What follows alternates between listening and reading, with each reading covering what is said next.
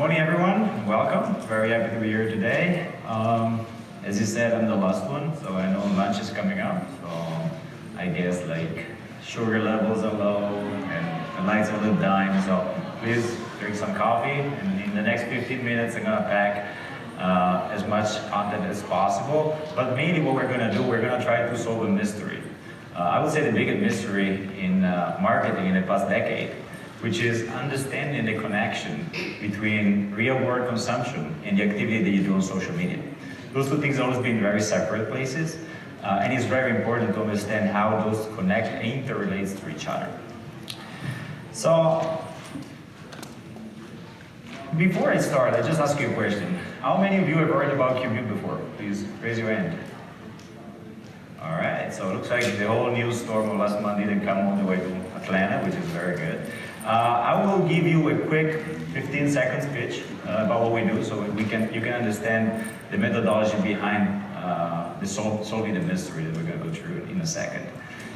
What we do, it's very similar to most of the companies over here. We help you, marketers, researchers, understand consumers, so come up with the right content, choose the right endorsers, pick up the right outlet to do advertising and stuff like that. But the way we do it is very different from anybody else out there. We collect information by, let's say, following millions of American consumers on social media, and by grabbing every little piece of data that they drop along the way and feed it into our machine learning algorithms and create a profile, a study of the American consumers' affinities and interests.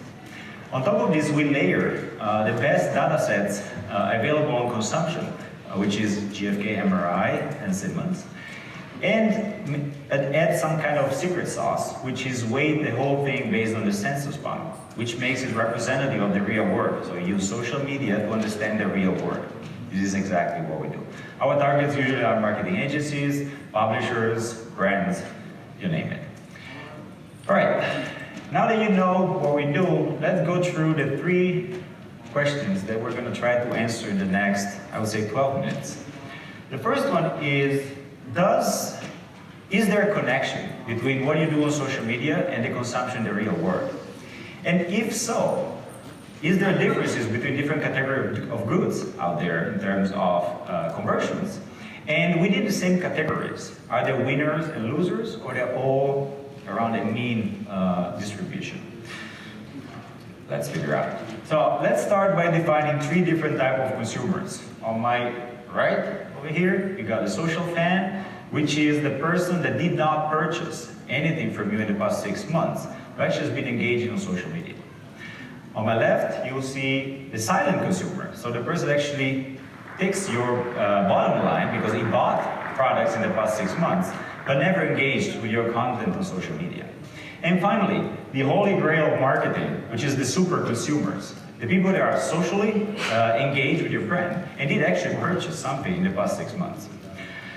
In order to compare different categories, we had to be able to compare apples with apples. So we built a kind of an index, a score. We called it emotional commitment score, which means what is the total number of super consumers within the total number of consumers that you have. So what is the percentage of super consumers within your audience?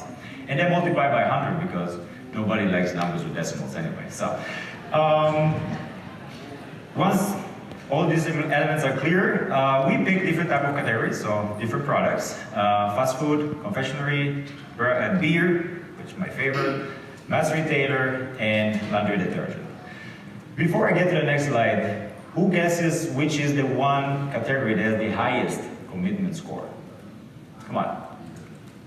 Go for it. Laundry detergent. The highest? Laundry detergent. Okay. Another one? Anybody else? Beer. Beer? Oh yeah, that was my pick too. Anything else? All right. Okay, my idea at the beginning was beer, definitely going to be the top one. I love beer, so I'm probably biased. And the laundry detergent thought was the worst. But let's take a look. As you can see, actually, surprisingly enough, fast food are the one that has the highest commitment score, so which means they are able to actually translate social activities into real purchases of burgers and fries. While laundry detergent, not surprisingly, is the one doing worse on that side, and there's a big difference, like 6 times the amount of conversion that you get. And beer, I don't know how, but is actually just nearly to the last place there with like double the engagement of laundry detergent. But the interesting part is actually to look in every single one of those categories, because we proved now that different categories have different level of engagement, so different level of conversion. But the other question we had, what happens within the category? Are there some winners? Are there some losers? We'll take a look. Let's start with the first one, fast food. So this is the one that on average has the highest category score.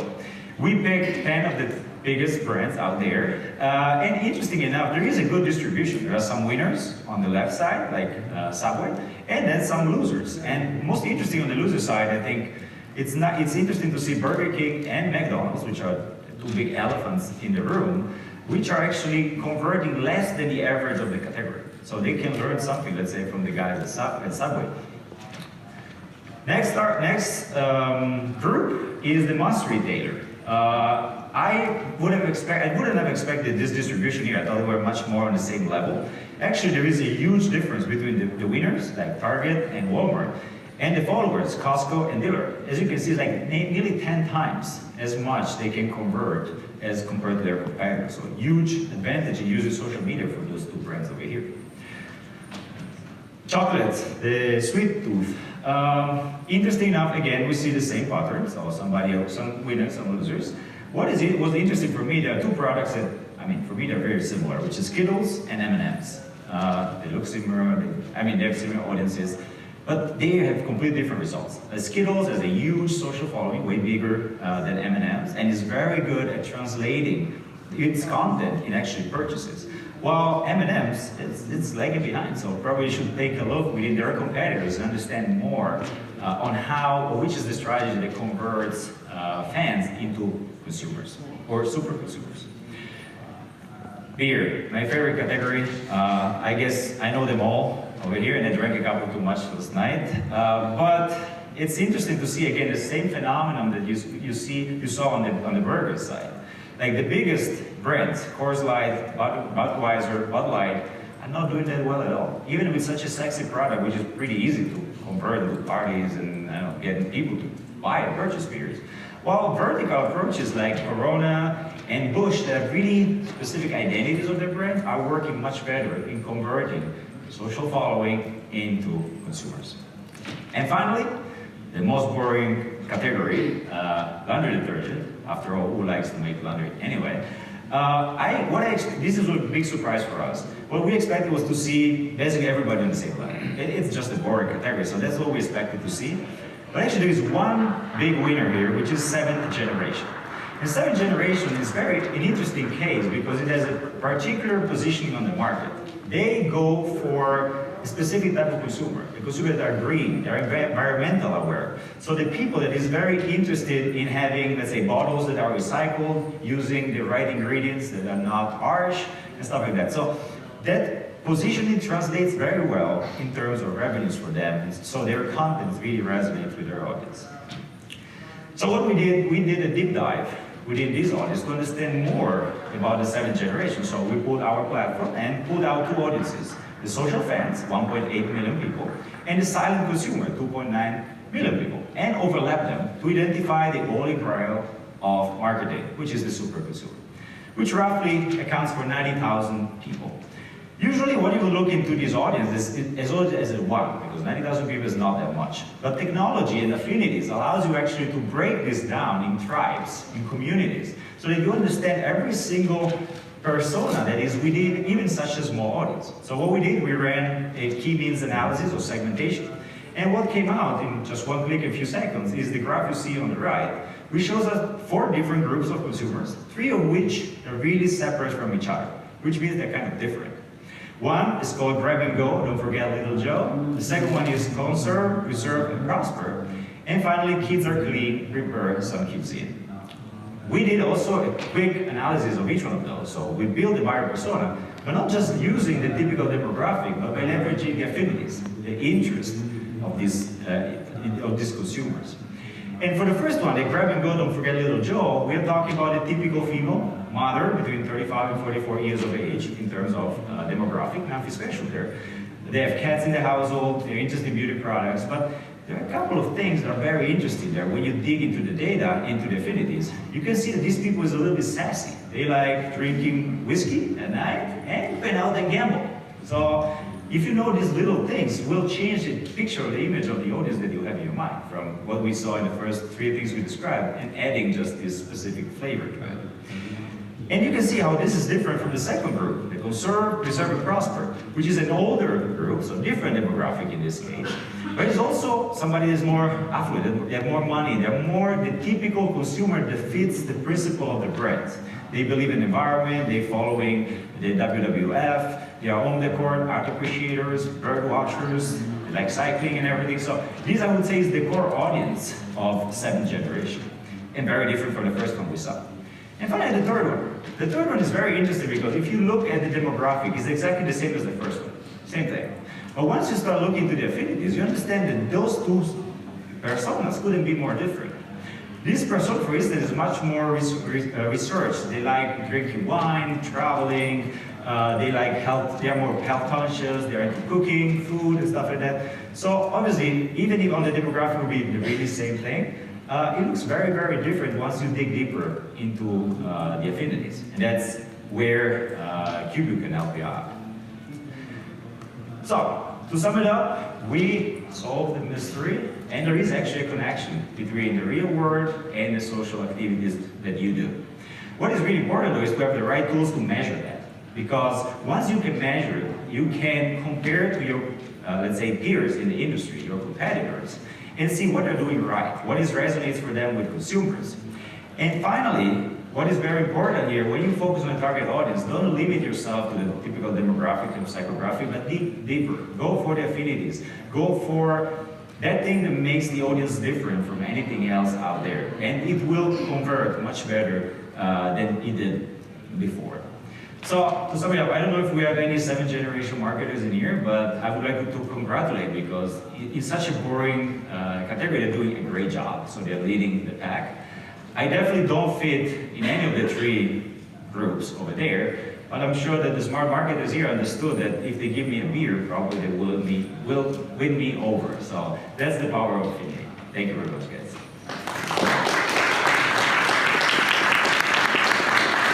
Thank you. Do you have questions? There is one. I probably can hear you. Yeah, it's great for weekend. So the numbers that you showed, 1.8 million people post on social media, 90,000 of the super short person, then 2.9 I think was buying. First question is which social media, and second question, how do you know, where do you get the information about who buys specifically products and so on? That's a very good question. So basically, social media-wise, what you're looking at is mainly the two major social media, Facebook and Twitter. These are the sources of information for us on the social side. For what concerns the consumption is that where our partners comes into play, and MRI is the data set we've been looking here. So they run a study twice a year about the consumer, ask them question about what they consume or not consume. So we overlay the two data sets together so you can see what is happening on social media and how that has an impact on what is the bottom line. So how is that changing in the real world consumption? Anyone else? Very good. Go ahead. I enjoyed your presentation. When it comes to your emotional commitment score, I found that really interesting, and I want to know, did y'all find any connections or correlations between consumer-centric companies and non-consumer-centric? Like as in, like for example, and I couldn't catch all of them because you were going a little fast, but like, no problem. In the example, I caught the confectionery chart, and Skittles, like you said, was all the way, you know, they did good, and M&M's was all the way on the other side of the spectrum. But when I think about how each markets itself to the consumer, Skittles, they usually have like live action advertising with their consumers in their commercials, especially. And when it comes to M&Ms, they're more animated with the little M&M cartoons and everything. So did y'all find any type of correlation between that, like with the rest of your categories? I mean, I think that's a really interesting observation.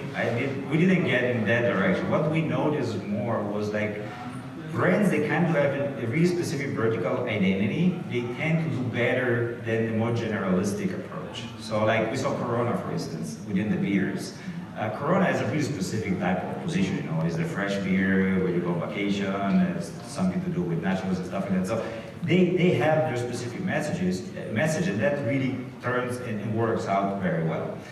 In other categories, like you say, confectionery, I mean, M&M's and Skittles, I think you're right, they're positioned themselves differently, and probably just impersonating more the consumer within their advertising and stuff. It actually works well, especially on social media, because maybe the M&Ms have a higher affinity with like kids, and the animation part works for that reason.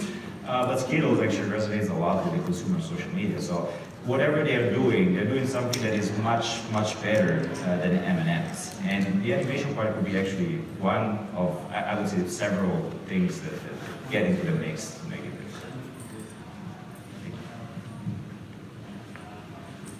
better. I was wondering what would be the connection between the emotion commitment score and the performance, like the market share between the company. Did you investigate in that? That's a good question. We didn't do that. That might be a good subject for the next presentation next year. I honestly do think there is a correlation. I mean, if you were trying to predict like stocks, it's not going to happen. But understanding the trend of businesses and how they're doing on social media and how the following is changing, and especially the interest of people is changing. Because our algorithm doesn't just read an hashtag or a like. It takes all this and converts it over time into an interest, an affinity. And we have seen a lot of correlation between the affinities and how the brands are doing in the market on the long run.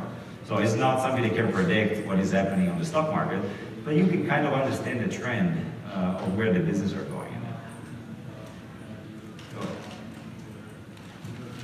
That was my question. That was a good question. Awesome question. We'll allow time for one more. I was wondering about, you showed particular kinds of brands. What about a brand where there might be a big gap between people that like it on social media and then people that would actually buy it, like a luxury brand? Yeah. That's a very interesting question, because we obviously there are some brands that are more aspirational than others. Like when you talk about Ferraris, they do have a lot of following on social media, but very few people can actually afford that. So in the Ferrari example, there are several ways to pinpoint, identify the customer as a luxury brand. So you can find consumers that actually buy other type of luxury brand and do have the income that afford a Ferrari. So that's probably the addressable market. Because if you look only at people that reply to a survey by saying, I have a Ferrari, you're looking at a really small sample in that case. So what we saw most of the marketers in the luxury brands are doing, they're creating like a group of brands, a group of luxury brands, and see consumers that do engage with those brands and do purchase those brands.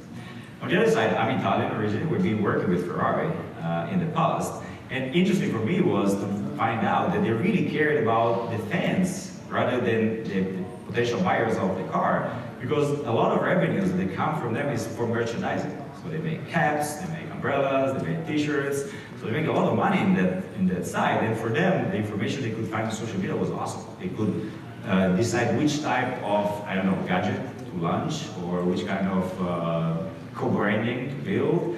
So, I mean, it works either way, depending on what's the goal of your activity, marketing-wise.